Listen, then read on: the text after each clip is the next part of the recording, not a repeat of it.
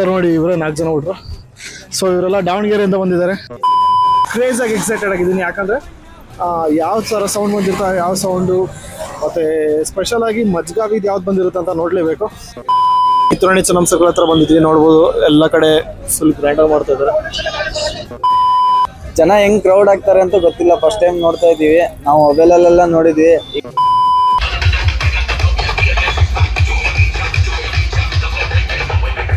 ಸೌರಭ್ ಕಾಕಡೆ ತುಂಬ ವರ್ಷಗಳಾದಮೇಲೆ ಮೀಟ್ ಆಗ್ತಾ ಇದ್ದೀವಿ.